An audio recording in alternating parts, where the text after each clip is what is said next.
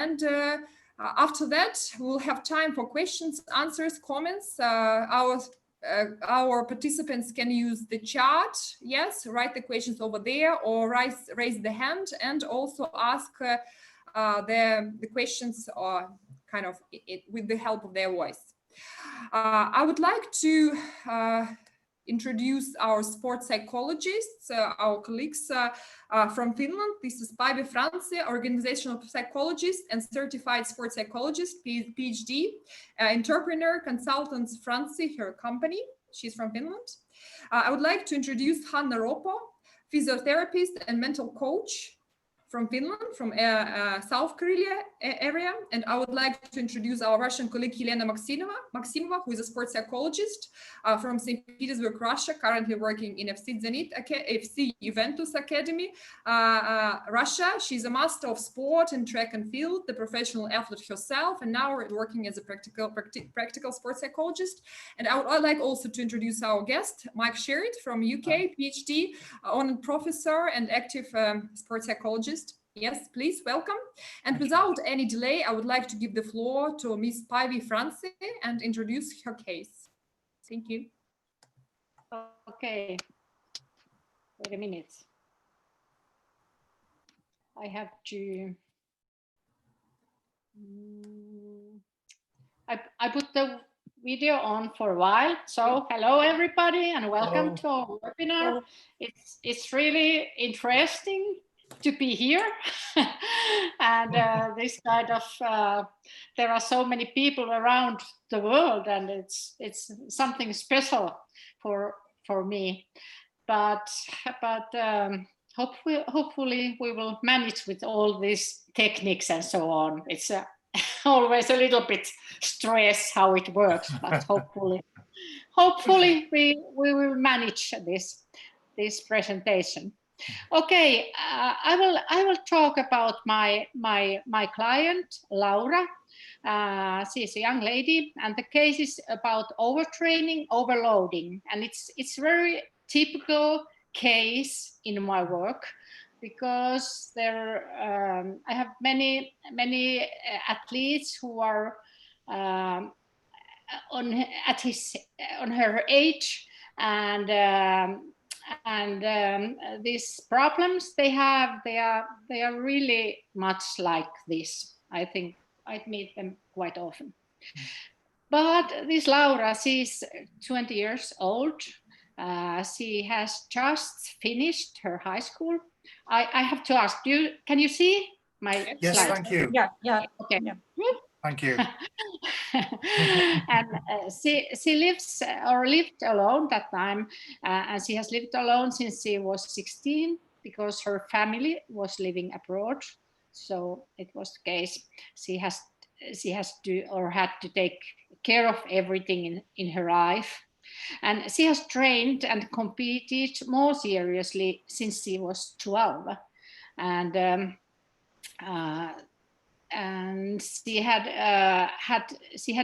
very good seasons in previous years, and she was very happy with them, and her motivation was very high, and she was really in good shape. She's very persistent in practicing. She's very ambitious in everything in her life, in sports, school, studying, her body, and so on. And I think this is also very typical, especially with the girls, with those girls on her age. And she has had quite many coaches, but now she has worked with this present coach maybe 2 years. And she's very obedient and very loyal to her coach. She's very listening and appreciates very much what the coach says. And she's a little bit shy and not talking too much. She's not very outgoing personality. She's more listening and so on. Okay, these are the basics of Laura. Okay. Oh, now this, take it here. Yeah. Okay. Oh, I have to move you a little bit so I can see you here. I can see my slides. so, but last summer, 2019, Laura has had pains in her lower back, and she has really difficult to run and do anything. And the pains, they were quite strong. And then she contacted her doctor and got the diagnosis. And don't ask more of this diagnosis, but it's sacral fracture and it's in the lower back. And this meant that she was forced to take a break in practicing. And this was a really bad thing for Laura because she was, it was so big part in her life, the everyday training and competing, and it was really bad thing for her to take a break. And it's of course it's very normal for the athletes. The break is a catastrophe.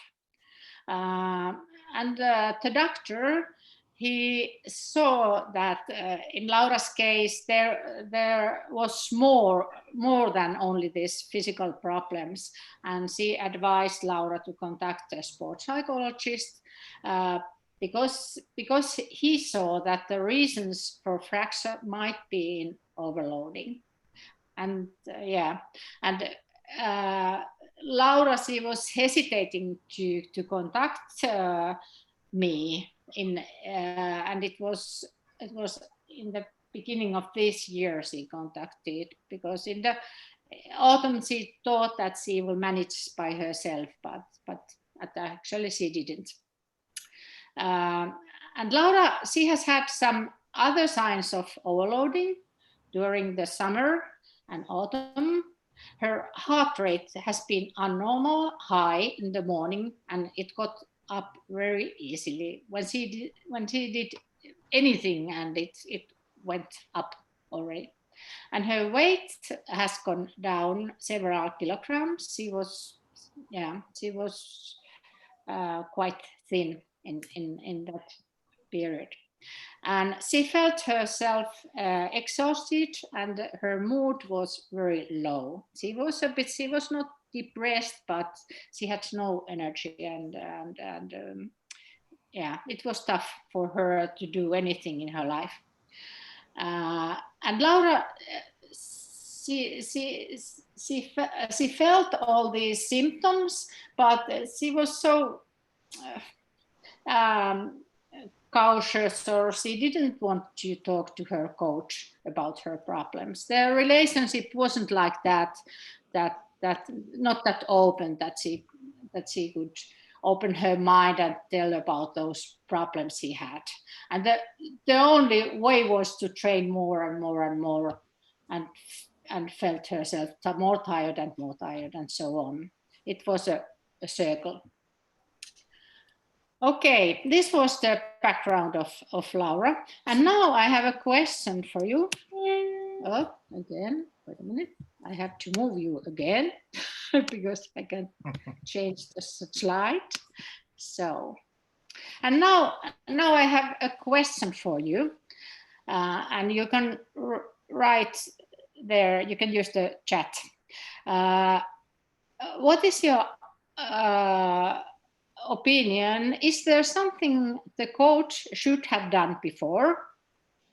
And what is your opinion about that? How could the coach help Laura now? And do you have any ideas? What should be done in this kind of situation? Okay, I'll wait and you can write, and try to take the chat so that I can see it. And I'm sure you have experiences of this kind of yours, everybody, nearly everyone. I take the chat. Yeah. Yes, if the chat is open. Yeah. Okay. Let's wait. It's free. You can just write. there. You can just write any answers. Any ideas, anything you want to ask or comment or whatever. Леночка, тебе понятно в общих чертах? Мне, в принципе, все понятно. Ты можешь, если что, по-русски написать, а я могу перевести. Да, я сейчас... Давай, ладно, я по-русски напишу.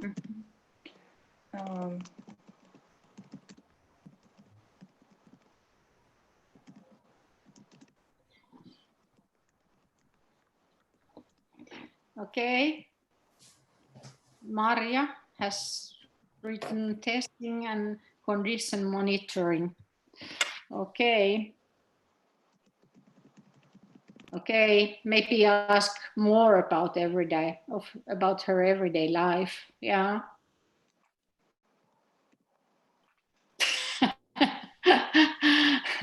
Go to bar. Now the next one I can't understand. And then first is I will translate to consider the peculiarities of the body construction, yes, and then to explain that injuries are a part of sport life, and she needs to be reflective and conscious about it. Yeah, Elena. Okay. Any more? Yes, or maybe ask about her everyday life.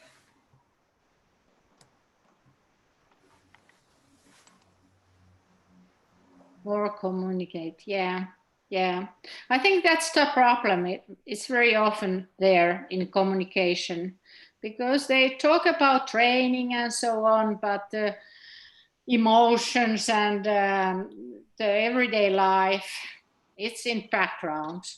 And if an athlete is a little bit shy and so on, she or he can just keep silent about things. There can be really bad things in an athlete's life, but she or he doesn't want to tell them if you don't ask.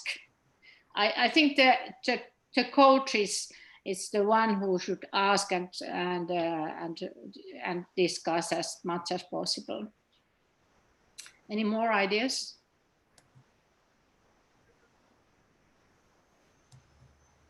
I've got a couple. Yeah. Can I just talk rather than type? Sorry. Well, thank you so much. Thank you so much for the presentation. How do you pronounce your name? Is it Päivi? Päivi, yeah. Päivi, thank you so much for the presentation. It's a familiar scenario, isn't it? I recognize the scenario very well, so thank you. I've made some notes and also asked a question. So if my head keeps popping down, it's because I'm just referring to my notes, if that's okay. But one of the first things I would ask is she's 20, she lives on her own, so she doesn't live with her parents. She lives on her own. I'd like to know what the source of her determination is, because she's very young to be so self-driven. And I'd like to know what those, I would assume, to be external factors are. So, for example, she's very competitive. She has great interest in her body. An alarm bell went there with me. My first thoughts were, could that be body dysmorphia? Could she be rather obsessed with her appearance, which obviously might not be helpful? But in particular, from the psychological point of view, if she is so determined, I would just like to know what the source of that is. She strikes me, without knowing her, but from the rest of the profile, she strikes me as somebody who is mentally tough.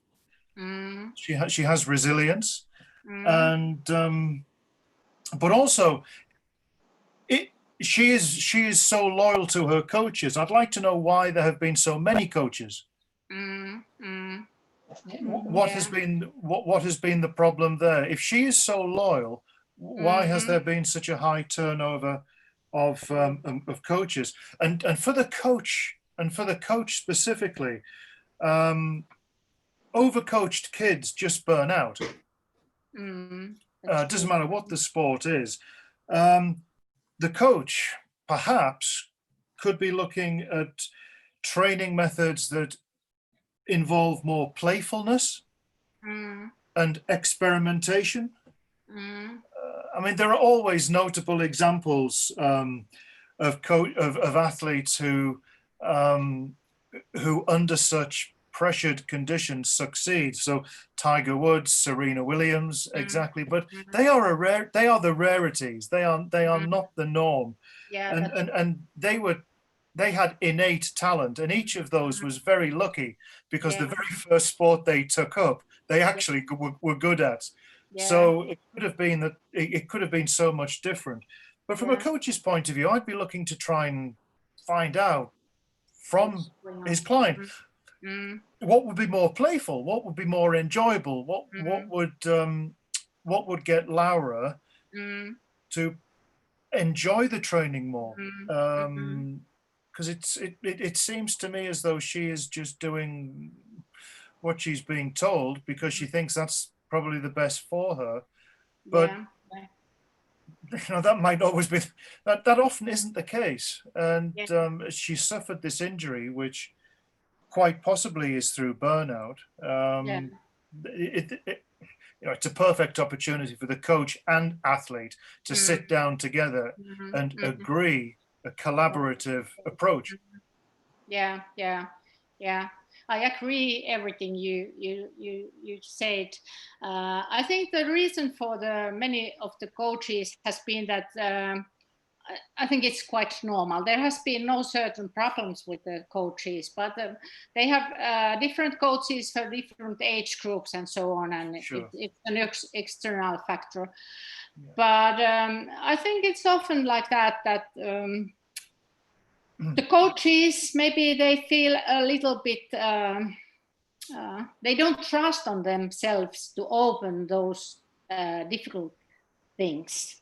Especially, I think this concerns when there are girls. There's a girl and there's a male coach, and many of the coaches they are a bit afraid because to open this world, what's going on in your life and how you feel and how do you want Yes. to train and to be more playful and so on. They don't know so well the ways how to manage this kind That's a of really situation. good point. Yeah. I agree. Yeah. It's a question of they don't know, Yes. and that's why. So they need some kind of support for that, and as a sports psychologist, I could help. But in this case, I haven't met the coach. I have only Right. worked with this Laura. So it could be really good to meet a coach, but it's often in this kind of cases that it's only the athlete who comes and meets me, and yeah. But nice ideas you have. But we have to go on. Thank you very much for your Thank you. ideas. Yeah, and now again. And there, I have some tips. I think maybe they are a bit sorry. And now I have to move you again. There, no. So, okay. I think that in coaching, it's really important to follow, let's say, weekly, and at least mental and physical state and recovery. Nowadays we have so many ways how to measure and how to follow, so you really have to use them, and often you have to have something on paper or somewhere to collect some kind of feedback from the athlete. And even nice, today we have different kind of apps. I heard some in ice hockey they use, I don't remember the name of the app, but they use after every training session they put some numbers there, what's going on, how they feel and what happened and so on. It's really nice way to collect feedback so the coach knows what's going on. Of course you need discussions and so on, but this is everyday information. And if you notice something, you have to have your ears and your eyes open. And if you notice something, even minor ones, you have to react and ask and try to find flexible ways how to get over and to solve problems. And you have to be flexible in training, I think, and to this playfulness, it's really nice idea. But I think in Finnish sports, when you are 20 and so on, in the beginning it can be quite playful and so on, but it changes. And in track and field, they are really serious in that period already. And then you have to be brave and talk with an athlete, and don't hesitate to ask questions of school, family, and so on, as you said. And the coach is the one who is responsible, and you have to be the one who opens the conversations. And then you have to, as a coach, you have to have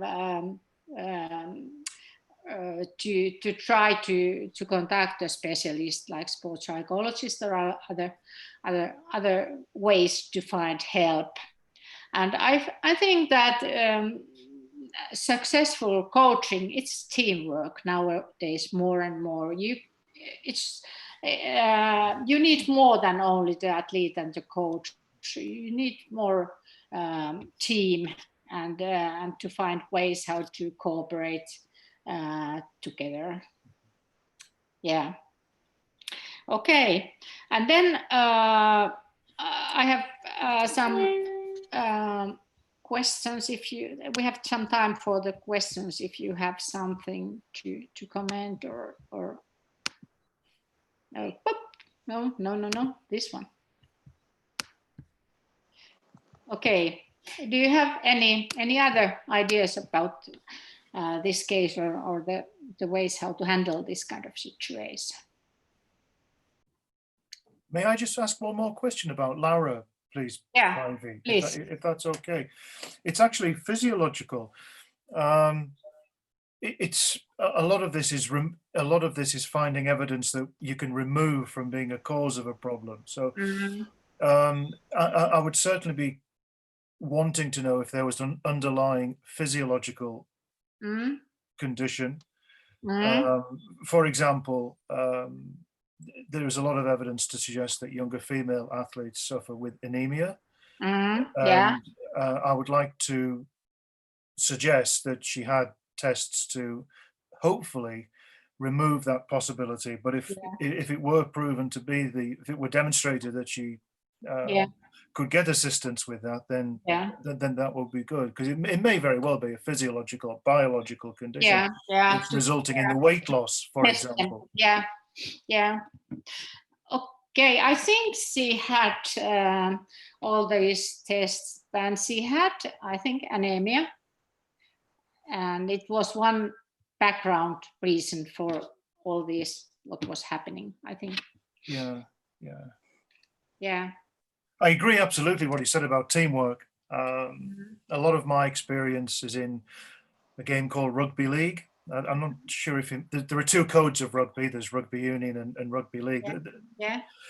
I've worked in both codes, but in particular rugby league. And there is a structure. There is almost a corporate structure of a hierarchy.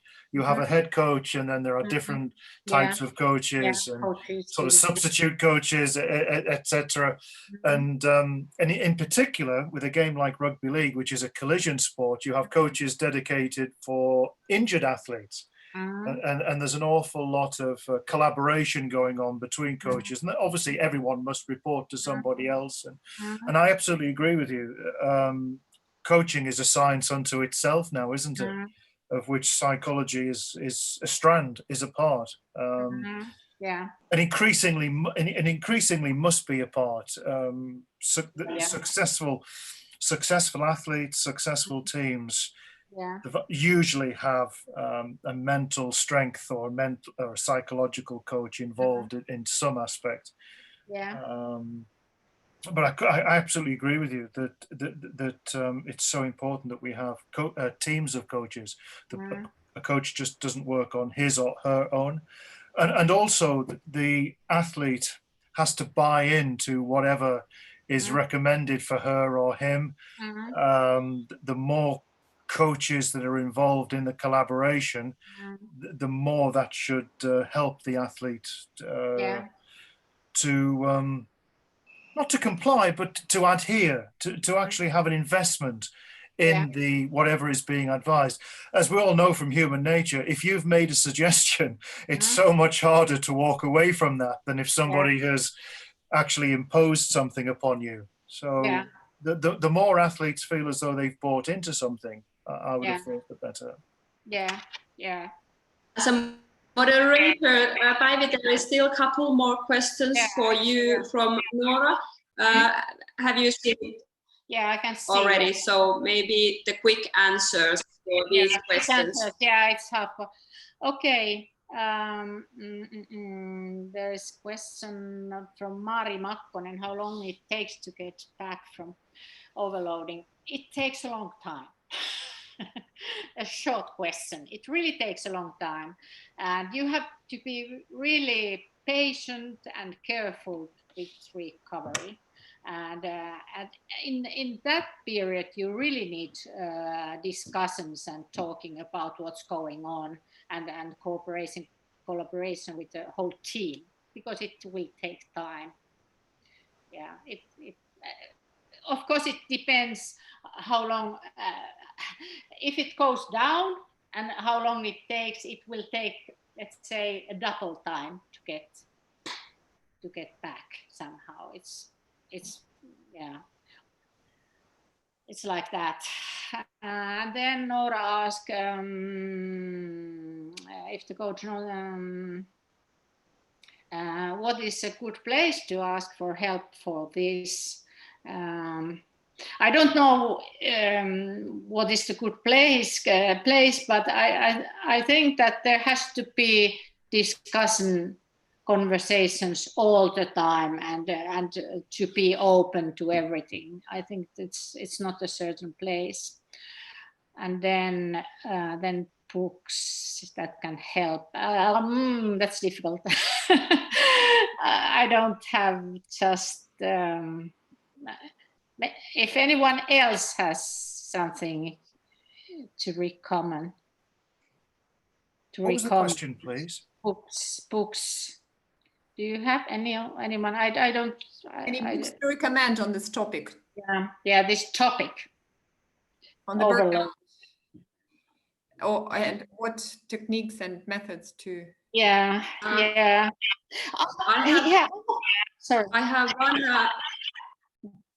Yes, one recommendation, but it's unfortunately in Finnish, but it is about leading the millennials. So it's called Hyvät, pahat ja milleniaalit. So it's about how we should lead actually the millennials, and I think that's very important that the coach really know how to coach this generation and how to communicate, because if the coach is from a different generation, maybe from the generation X, and then they coach millennials, they need to really know how they act and why they act like they act. But I can put the book here, but sorry, it's in Finnish. I have one book. I have one book. I can write it. I can put here in chat, then later on I can write it there. I have one, but I don't remember the name of, and so on. But any other comments, ask questions or something like that, or should we go on? Hanna, do you have anything to ask or comment? Coach driver.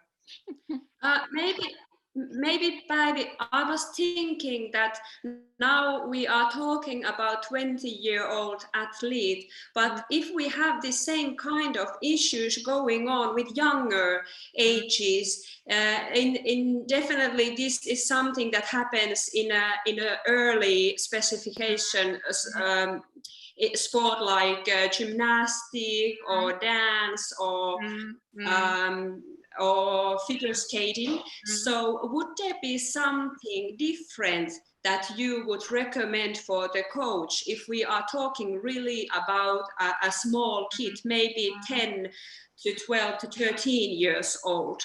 Yeah. I think that there are the same methods with all the athletes, even if they are younger. But of course, the younger athletes, they have more difficulties to tell about how they feel and how they think and so on. And I think somehow you have to train them also to open their minds and to talk about how they feel and what's going on in their life and so on. Maybe you have to, in case the athletes is younger, you have to take the parents with you and to talk with them. It's in that sense, it's more, it's the family question as well. Okay. Я могу добавить по поводу Елена would like to add regarding this topic, and I will translate her. Елена, the Russian sports psychologist.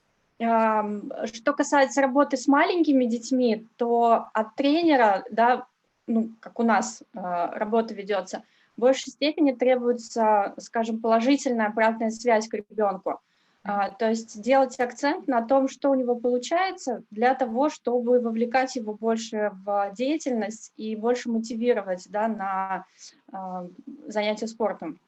If we talk about small, young kids, yes, at this stage, what is required from the coach, for example, in Russian system of sport, that he gives more frequently the positive feedback and emphasizes what the kid is doing good, yes, what in terms of his sport progress and any skills that he's performing in his sport. And all the time emphasize and cheer the kid so he would feel himself safe, comfy, and then kind of progressing in knowing that the coach accepts and praises what he's doing.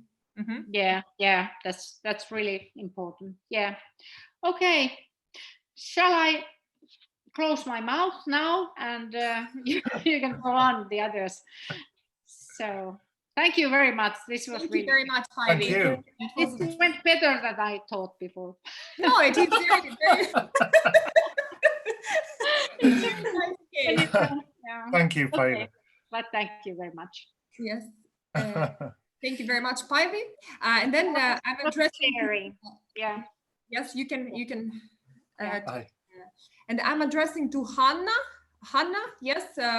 Will you use the floor for yourself, or we could go to Yelena's case, and then you can help me to comment and give the feedback.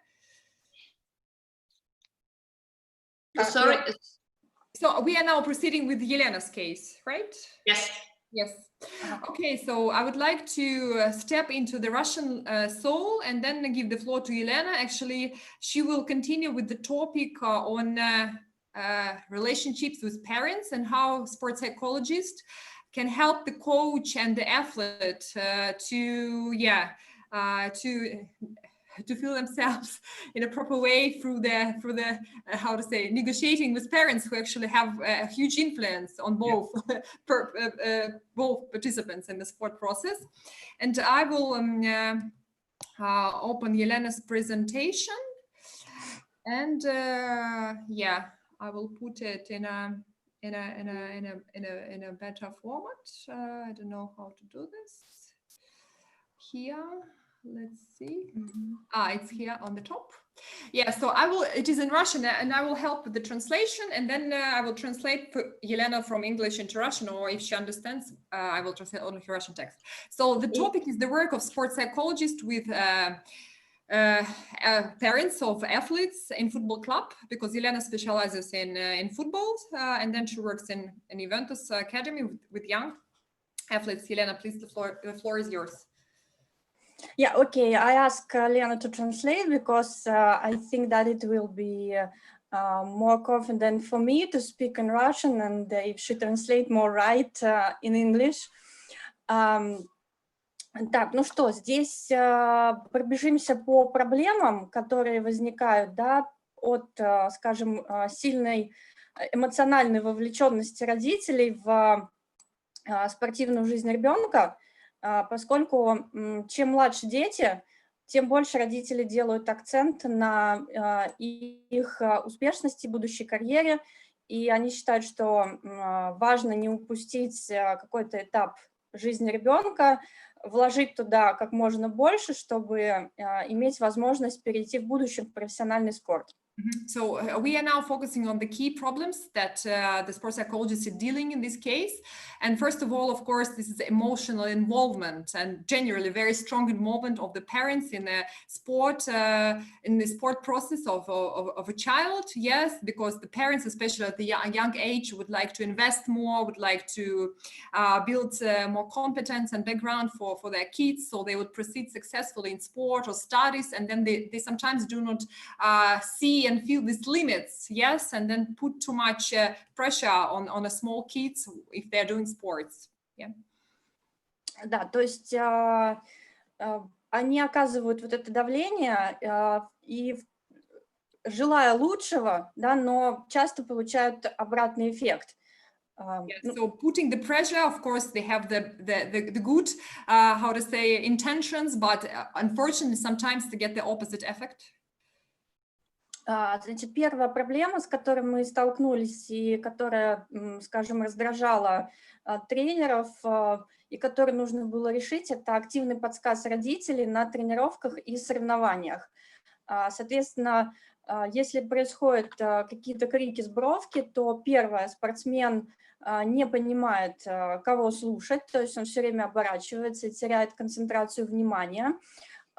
При обсуждении каких-то тренировочных моментов и вот это состояние такого разрыва между мыслью тренера и мыслью родителя, в итоге теряется авторитет как одного, так и другого, то есть у ребенка есть на все свое мнение. В результате... Okay, so and then when her parent is stepping into the game, for example, through the active prompting, yes, to the kid, then the kid doesn't understand the young athlete, whom to listen, whom to refer, yes, who is the right person, the coach or a parent. And in Russia, in many cases, I don't know how in other countries, but in Russia, these parents are very actively prompting from the side of the pitch, yes, and sometimes very negatively and very loud. And then this situation, when the kid is a bit disoriented, results in the loss of authority of the coach, yes, and the kid, the young athlete, he gets his own opinion about everything. That is his own, yes, kind of what he knows what to do, and without any reference to the adults. Соответственно, как следствие, могут быть невыполнены установки на игру. Тут имеется в виду ожидание тренера от действия спортсмена, а спортсмен действует либо, как сказал родитель, либо как считает сам.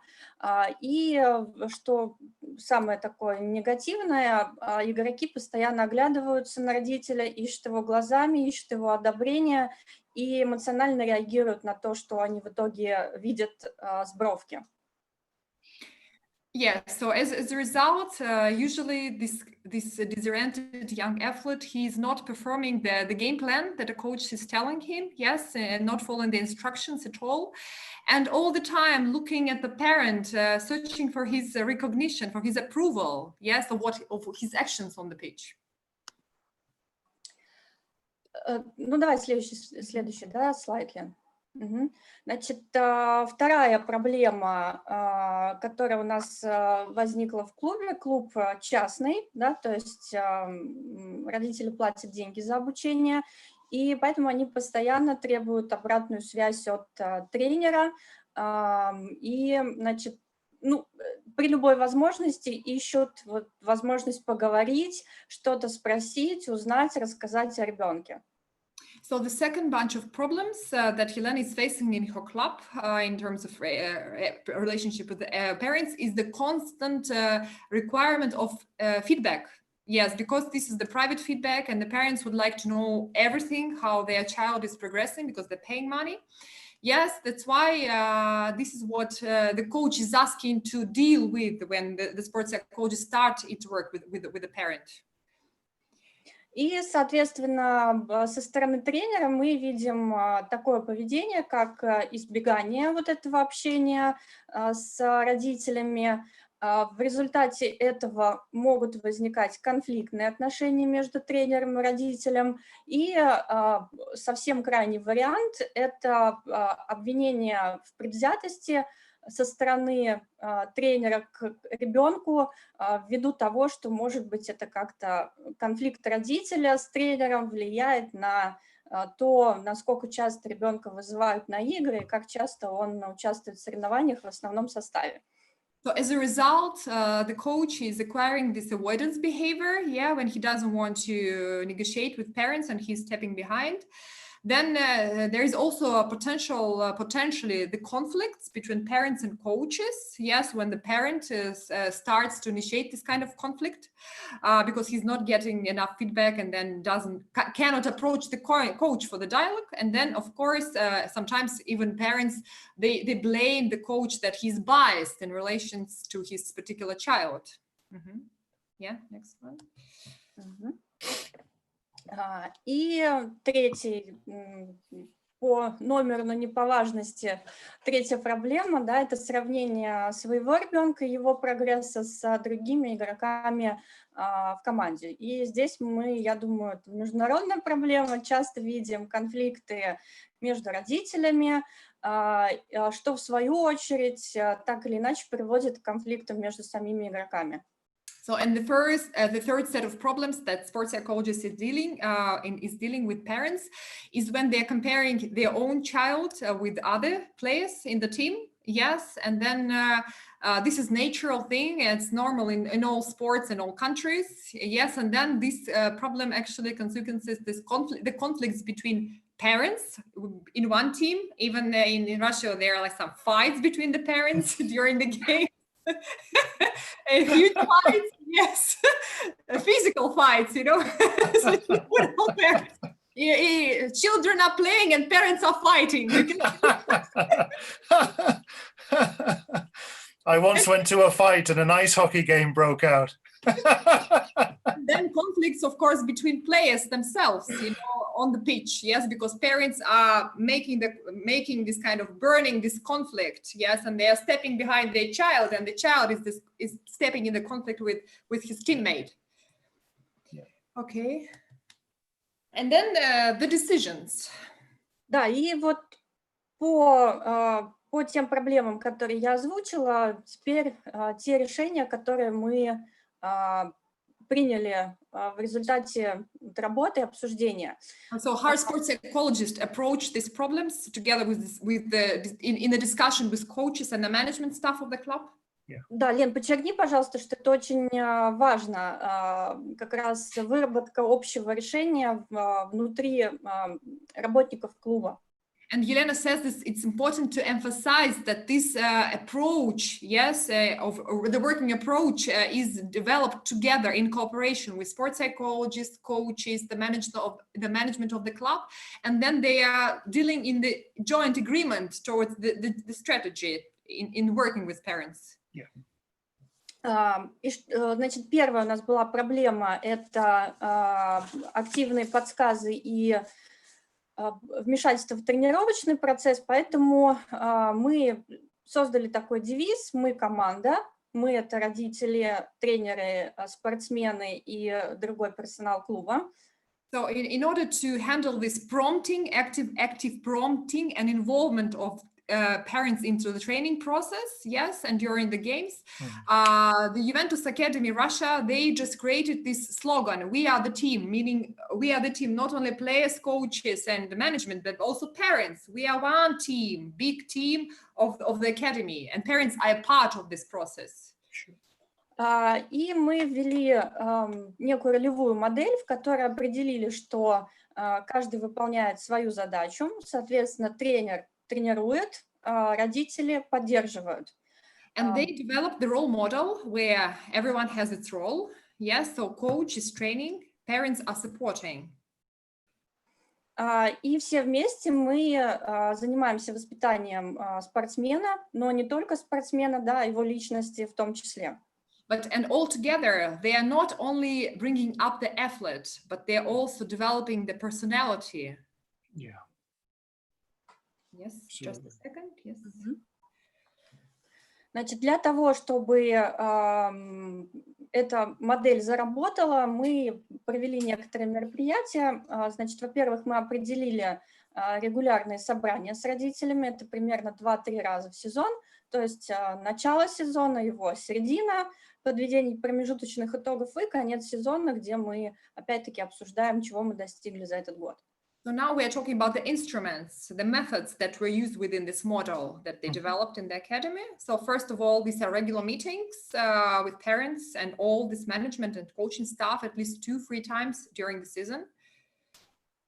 Значит, на этих собраниях мы постарались объяснить родителям вот эти негативные эффекты от их активного подсказа и попросили их не подсказывать конкретные действия спортсмену, а поддерживать их эмоционально. So they discussed with the parents the negative effects that are coming from active prompting, advising the athletes during the game, and then they just emphasized this negative aspect and asked not to prompt, not to advise particular some skills or actions on the pitch, but just to support emotionally, cheer, during the game. Так.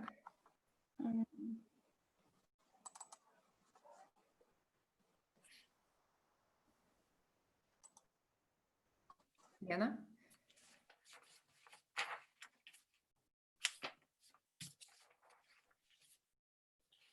I think she's stuck.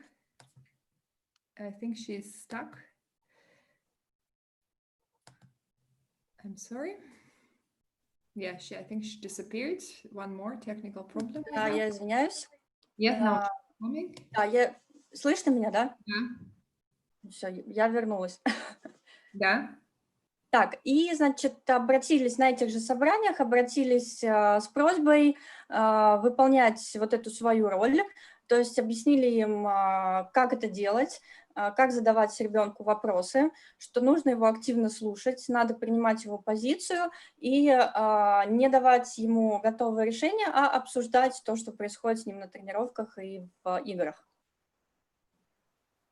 Yeah, so this is in the continuation of these meetings. Yes, they discussed how to support the child, how to bring the motivation and positive attitude into trainings. Yes, but not to, prompt and discuss some particular technical and sport issues because they're not professionals over there. Yeah.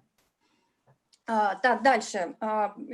Психолог, я присутствовала на тренировках и соревнованиях с тем, чтобы у родителей была возможность обратиться ко мне с вопросом, да, вот прямо здесь и сейчас, с тем, чтобы в случае каких-то срывов оговоренного сценария я могла вмешаться как-то в эту ситуацию, то есть привлечь внимание на себя.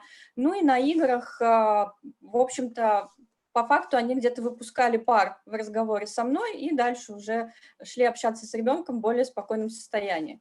The presence of sports psychologists was crucial during the training sessions and during the games. Yes, because if there is any conflict situation, if the psychologist is observing that the parent is not behaving like it was agreed, yes, then the sports psychologist can delicately approach the parent, take his attention or into his side, and then speak about and calm him or her down, and then discuss some problems and issues that are happening or emotional states that are suddenly happening with the parent during the game or during the training sessions.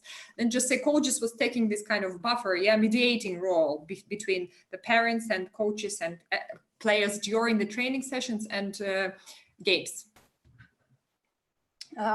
И также мы разработали, дали родителям целую такую плеяду дополнительных заданий с целью вовлечения их в тренировочные соревновательные процессы и как раз, собственно, озадачить их выполнением своей роли.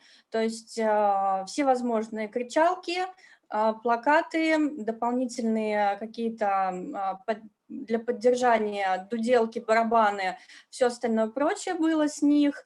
То есть мы просили их помогать в случае, если были проблемы с организацией там, воды или поездки до места соревнований. Ну, то есть вот вся возможная поддержка, которая могла быть со стороны родителей, организационная, мы их нагрузили этими заданиями. So the other aspect was to really help the parents to kind of play their role. So they were given the tasks in according to their role in this model, to support, to help, to cheer. So the parents were developing different supporting banners, songs, poems.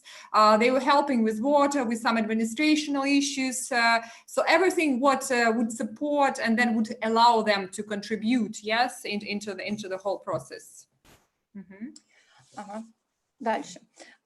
Теперь к вопросу общения родителей с тренерами мы также определили некоторые правила. Часть из них мы сказали родителям как есть, то есть озвучили для них, часть осталась как внутренняя наша инструкция по вот этому общению. So then now recommendations and actions in relation to their communication with parents, coach parents communications. So we discussed with the parents and the coaches that they should plan some time for personal communication with parents, and it can be reserved in advance. Ну, здесь на самом деле это нетипично для российского футбола детского, такое плотное общение с родителями, тренера и родителей, поэтому здесь пришлось, скажем, со стороны менеджмента ввести это правило, но было выделено время, были определенные договоренности заранее проведены, и родители могли прийти тет-а-тет, пообщаться с тренером и узнать подробности о ребенке, о его прогрессе, каких-то моментах, которые их интересуют. So it is important to notice and to emphasize that this is not typical for Russian football in particular of this communication between coach and parents. Yes, and that's why the management of academy had to introduce this rule for the coaches as well and for the parents. So they would have some kind of rule management about these things, and then the parents would know that they could come to the coach and then discuss certain issues about their children, and then same to the coaches that they have this job responsibility. Далее, вот эти регулярные собрания, которые у нас проводятся 2-3 раза в год, здесь мы предвосхищаем большую часть вопросов, которые возникают у родителей. То есть мы объясняем им, какие цели мы ставим на сезон для каждой команды, мы знакомим их с календарем соревнований, различных других мероприятий, то есть они заранее знают, что будет в течение года, а также мы объясняем им принципы вызова на игру тех или иных игроков, почему мы участвуем в тех или иных соревнованиях, соответственно, что мы ждем от спортсменов в течение года, это уже заранее решает большую часть вопросов, которые возникают у родителей.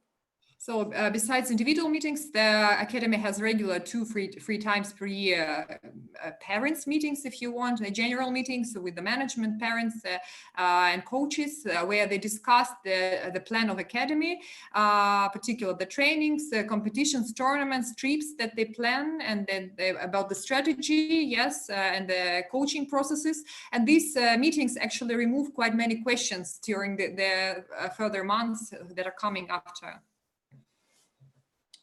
И, значит, что касается внутреннего регламента, то инструкция была примерно такая.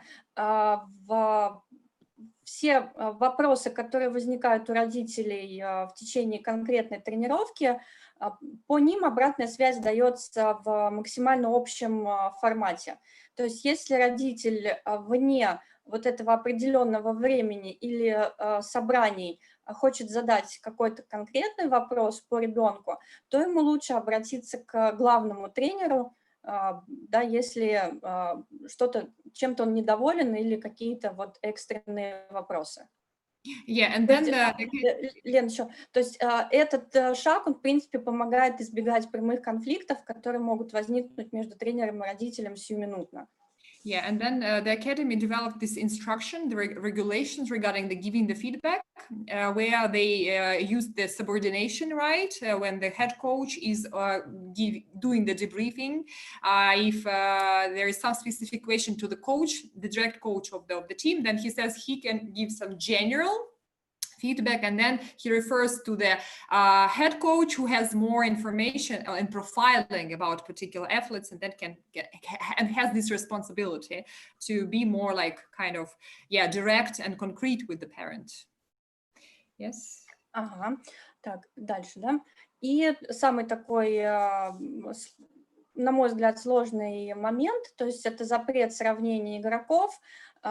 Мы закрепили это как одно из основных правил клуба. Естественно, мы понимаем, что мы не можем проследить за его выполнением, но, по крайней мере, опять-таки, присутствуя на тренировках или на соревнованиях, родители уже понимают, что лучше так вопрос не ставить. Okay, so and the hardest aspects that we listed before is this comparison of the athletes, players between each other by parents, and then we made the rule in our academy that it's strictly prohibited to compare the athletes between each other in Juventus Academy Russia. Of course, it's very hard to follow this rule, and it's hard to track how it is followed by the parents.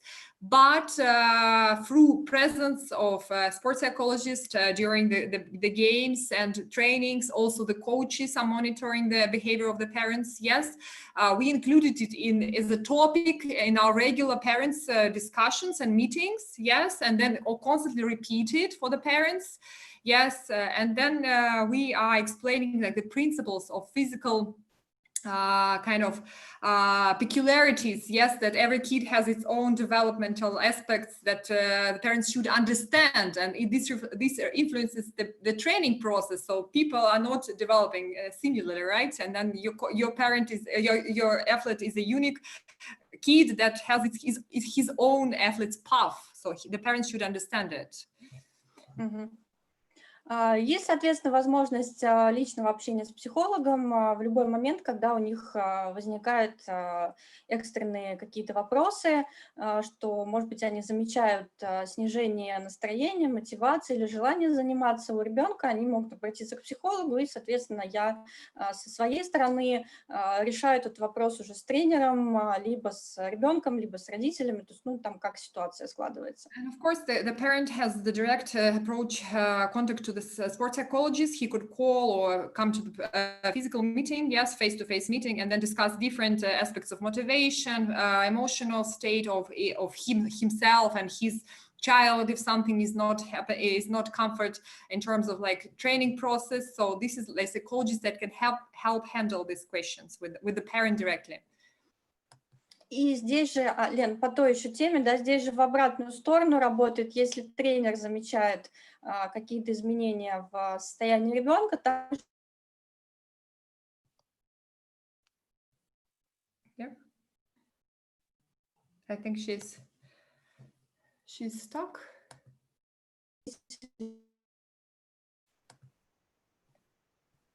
Елена?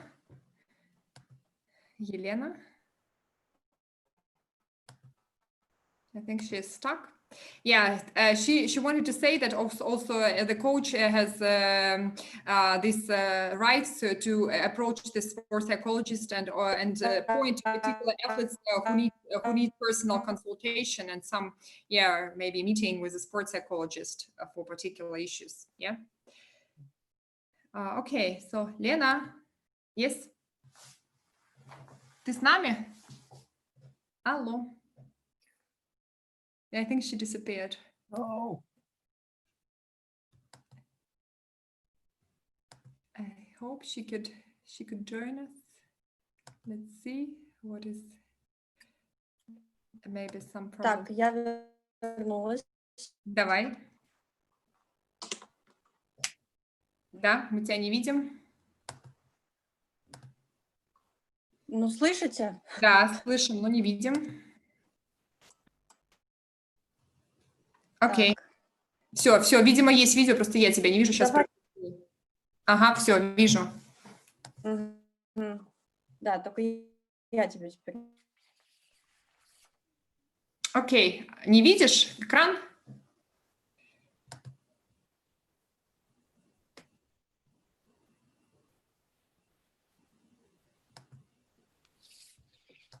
Лена? I think she disappeared. Так, Лен, я... Вот, да, тут появилась. Есть. Мгм. Да. Вот, и, соответственно, некоторые дополнительные мероприятия, которые мы проводили, значит, мы организовывали отдельную встречу с психологом для родителей. Там мы обсуждали, я вводила их в курс особенности развития ребенка в том возрасте, в котором эта группа, да, сейчас находится, в общем формате их информировала о том, об особенностях, да, именно личностного развития, о том, на что лучше обращать внимание, как общаться, ну, какие-то такие вещи, которые нам, психологам, понятны, а для родителей они неизвестны, и поэтому неизменно вызывают интерес. Okay, so and then extra initiatives that were proposed by sports psychologists. Yes, it's the separate meeting with the parents, where sports psychologists and parents meet together without any coaches and management. Yeah, at least once per year. Some joint events. Yes, with parents, where sports psychologist mainly intervenes and prepares some tasks and events. And they were doing some annual, how to say, brochure, yes, together with parents for praising or congratulating every athlete after the end of the season. And then the parents were basically involved and responsible for this. Да, то есть по поводу совместных мероприятий, это обязательное вовлечение родителей, соответственно, пап 23 февраля, мам 8 марта, и все вместе на новогодние какие-то праздники мы собираемся, все играют в футбол, занимаются спортом вместе с детьми. По поводу буклета, это обратная связь от академии, где были даны некоторые рекомендации, чем заняться с ребенком летом, ну, во время паузы, кроме футбола. Да, то есть, опять-таки, основываясь на психотипе ребенка и его физическом развитии, мы давали такую обратную связь. И за счет того, что она была персональна, очень такой был хороший эмоциональный эффект от нее. Yeah, so Helena is adding that these joint events were like sport events, football tournaments for mothers and fathers, some, I don't know, social gatherings, yes, that would integrate all into one big family. And regarding this brochure on every player, that was individual feedback given for every player by the academy. So based on his progress, considering his peculiarities, and then also recommendations, for example, what to do with the child during the holidays, how to help him to improve particular skills. So the parent will also get the instructions from the academy how to support and help his child to progress. Okay. Вот, но это основные мероприятия, которые были сделаны, и хотела бы подчеркнуть, что очень важно эти мероприятия проводить совместно с менеджментом клуба, совместно с главным тренером, естественно, психологом и тренерами. То есть все те, кто включен в процесс принятия этих вот мероприятий, они должны понимать, зачем это делается и какой эффект мы ожидаем от введения этих правил. Yeah.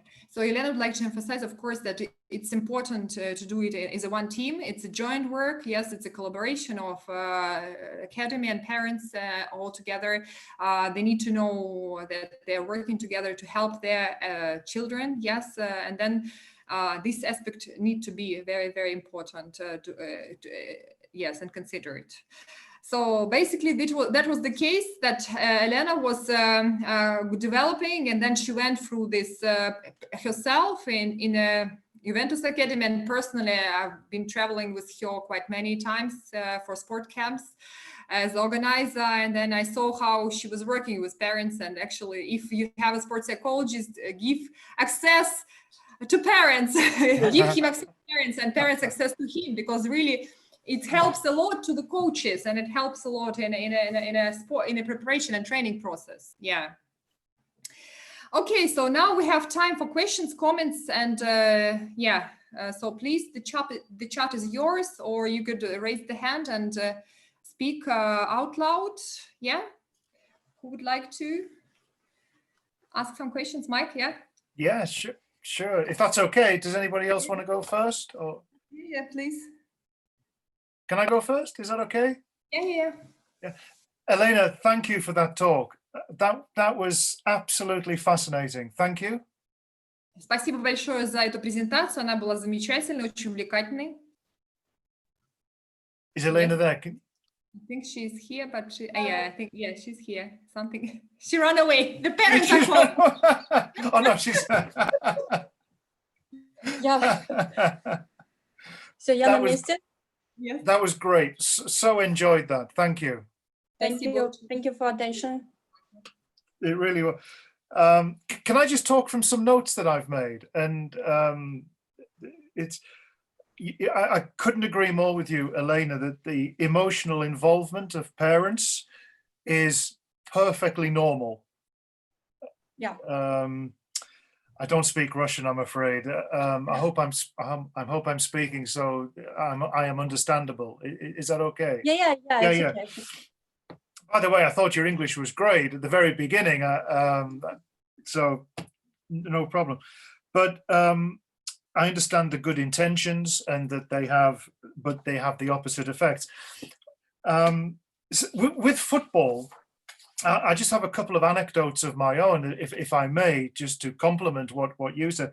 I know I'm familiar with the workings of an academy at a football club in England, where the parents' facilities are kept deliberately uncomfortable. So parents are not made welcome. Mm-hmm. They go through a different door. Their waiting room is horrible. The lighting makes you feel sick. It's that awful fluorescent lighting. There are no facilities for tea, coffee, nothing. And the club does this deliberately so that parents will not want to stay. I understand the sentiment, but I don't agree with the method, because the parents drive the children there.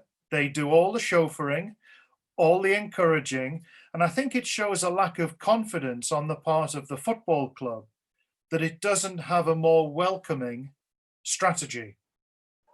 And I like what you have done at Juventus in Russia is fantastic. You have welcomed the parents, saying, we acknowledge what you do, and at the end of the day, they are your children. We acknowledge the role you play, but please respect what we do, and we will show respect for what you do. So in English, we would call that lines of demarcation, that the parents are acknowledged, and as long as the parents acknowledge what the coaches do, then that is absolutely fine.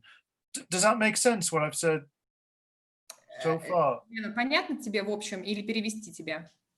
Ну, понятно, что у них более эмоционально все это происходит, и он считает, что это не сработает. Да, немножко не так. Он абсолютно согласен, что к родителям не всегда подходит вот с точки зрения такого гостеприимства, да, то есть принятия их в систему клуба.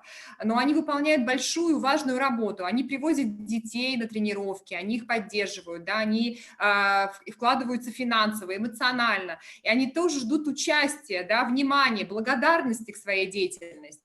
А иногда бывает, что их просят выйти, покинуть помещение, подождать в сторонке, не всегда это сторонка или помещение, да, светлое, теплое, вот, гостеприимное, поэтому, конечно, они чувствуют себя немножко вот обделенными тем, ну, как бы, и неблагодарно, не чувствуют той благодарности, которую бы они хотели, да, получить, не в таком прям там объеме, да, что благодарность, а именно признательность, да, вот поддержку за их работу, которую они делают по отношению к Да, здесь еще можно рассказать такой случай.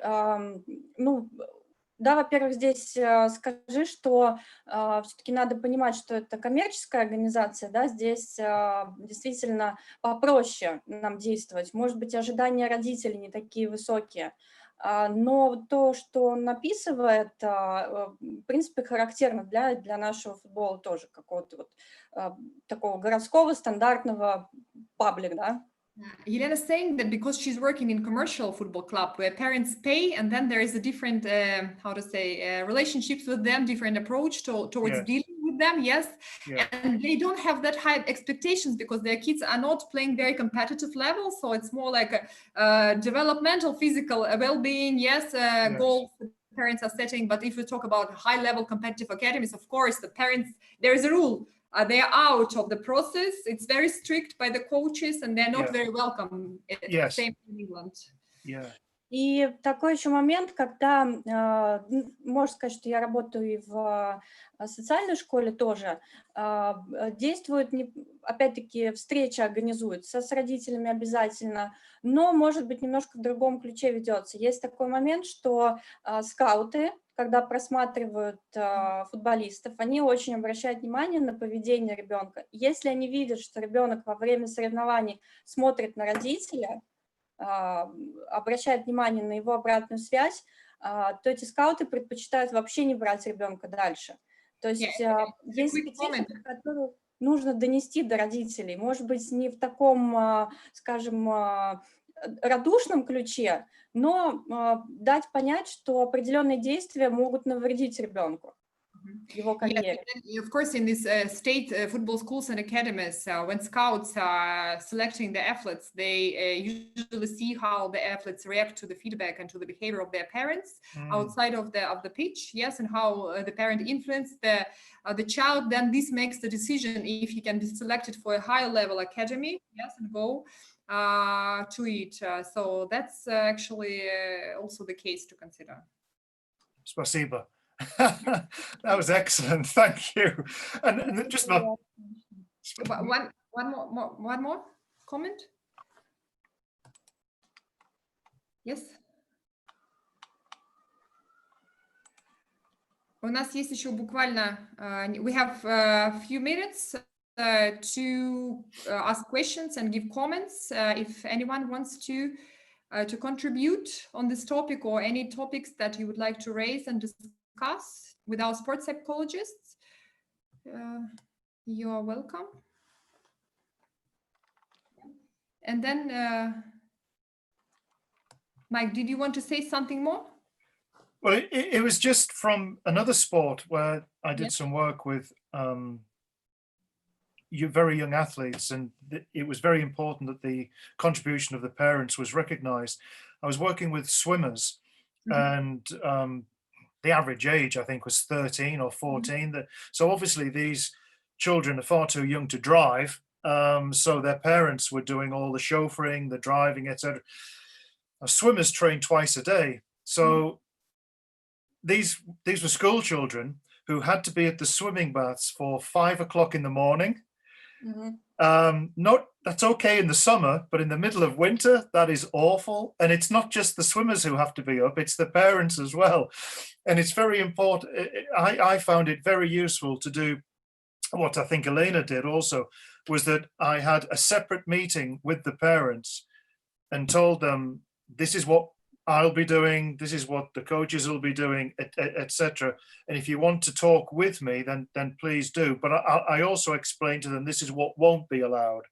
And so again, it was made very clear, but it was very important that I sat down with the parents and said thank you to them for getting up in the middle of the night for their contribution, etc. So that was very important. And I did try to make a joke with them. I said, if any of them complained too much, I would say, look, when I want your opinion, I'll give you it. and they laughed at that. They understood that. So, but it was very important that they understood that I was thankful. Great. And I would like to ask my Finnish colleagues, Päivi and Hanna, as far as I observe in Finland, parents are very much integrated into the life of a football team or any sports team. They deal as volunteers, they help the coach, they travel with the coach, they significantly contribute to the management processes, and they do it like willingly and openly. if there is any conflict situations, or it comes quite natural that parents are part of the team and then they're so much integrated into the whole processes. I would say something. I think mostly it works quite nicely, but there are conflicts, of course, and I think we have the same problems that the parents they want they want so much, and they want that their child will have this and that and so on. So, but I think in Finland there has been a lot of discussion about this, and I think most of the clubs they have found ways how to handle parents, and most of the clubs they have every year in autumn they have we say pelisääntö. It's the rules or how to behave and what is the somehow to find the borders for like parents they have to do this and that, and coaches do this and that, and to find the roles to be clear. And I think mostly it helps. There are quite many I think practical ways to find solutions. Yeah, I don't know, Hanna, how do you find this question? I've been working in a sports clubs and seeing also the side of as a coach when you are coaching the kids, and then you really need to handle the parents and communicate well with parents. I think there's also something good that we could learn from this, and I really liked, Elena, that you were talking about that you also give the feedback to parents. I think it's very important that they also know if they are doing well, and they don't need to worry about that. I need to train my kid, I need to do this, I need to do that, but they can be like, okay, I'm doing great, and so I will keep this going, and I will cheering and be happy for my kid. And also it's important that there is kind of like the time that coach can give or talk to parents in a certain time, because I think there are different kind of parents, that some they don't get a word at all, they just stay away, and then there is this other parents who want to be there all the time and ask the questions and be a lot involved, so that you make kind of everybody in the same level, that you go do the discussions with all the parents and so on. So I think that's also quite a good system, and maybe because in Finland we also have these cases that there are difficulties sometimes with parents, and the coaches are many times very tired, and the coach, especially who are training kids, I have a few cases very nearby that they burn out because of this, because they cannot handle that also. I think it's very important in the both views that you really make a clear way how to do it and how to take the parents there. In Finland, it's like always been there, because we need to do this talkoot. How do you say in English? But it's different. So it sounds very interesting. Thank you for your attention. Absolutely. Thank you very much, Päivi and Hanna. Thank you, Yelena. Thank you, Mike. Thank you, everybody. Thank you all participants. I think we just touched a few cases, but we see so many aspects to consider, and especially how important is the role of sports psychologists. And happily, I know that in Finland it is increasing every year. Yes, and in Russia we're also happy to see active sports psychologists working with young kids, especially young athletes, and this specialists going younger and younger. And that was a very interesting discussion with Elena recently. When a sports psychologist should start its work with athletes, what is there a right age or not? So yes, and then I don't know, what do you think? Just one word, when is it? Shall it start from very beginning, or from 12 when this early specialization starts, or just later when he's already in a professional sports, or only when an athlete has the problems? Yes, and he should approach the sports psychologist. So many opinions. What do you think? My opinion is that there's a mental trainer or sports psychologist should, when concerning younger kids, be as a coach for the coach, or mentor, or whatever you call it, but maybe go more to the coach. And of course, maybe discuss with the parents and so on. But let's say from 14, 15, and so on, when an athlete is more able to talk about, and it's, I think the critical age is maybe 14, 15, something like that. Before that, maybe more with the coach. That's my opinion.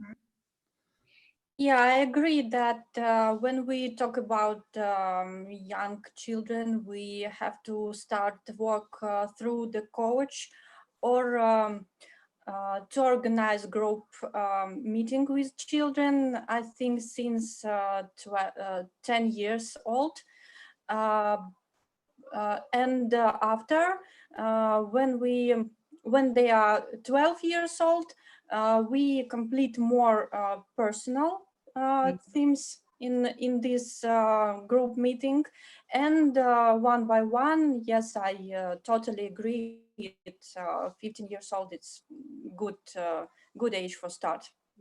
Okay. Anna? If I think about like more in mental performance coach view, I really think it's important that the coaches who are coaching the young kids, they also know and they get the support. But also I think it's like we can a little bit integrate and give some tips and maybe sometimes be there in the practice. But like Päivi and Elena said about that, when the kids are ready really to open up a little bit and talk, that's the age, the 15 around. But I think it's important that we all know that our mind is very important also, and not only the physical skills matters. And also I like this parent view really a lot. Thank you. And Mike, the final word from you, and then we are done. Okay.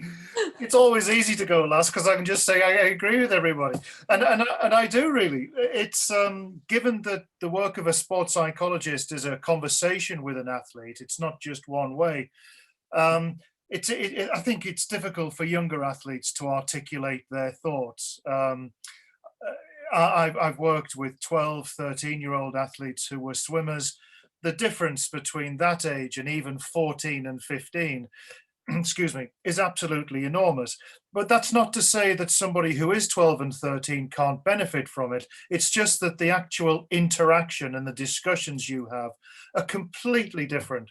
So probably an optimum age is 15, 16. I agree with Hannah totally about the emotional, what somebody's going to want to talk about. But of course, you can get the exception. You can have an intellectually, a cognitively mature 13-year-old, and you can have a very immature 16-year-old. But I think as a rule of thumb, probably 15, and if it's any younger than that, it's an exception. Okay, thank you very much, my dear participants, my dear panelists. That was great discussion, and we are running out of time already, and thank you, dear panelists who come to our webinar. Yeah, that was really impressive. And I wish you all the best in your work, in your professional development. And it's quite hard job that you're all doing, but very important one. Yes, thank you very much. Yeah, thank you. Yeah. Thank you. Goodbye. Thank you. Thank Nice you. to speak to you and to listen to you. Yeah, Thank goodbye. you. Thank you. Bye-bye. Thank you and have a nice summer. Bye-bye. Bye-bye. Thank you. And Bye. thank you very much. And Bye bye.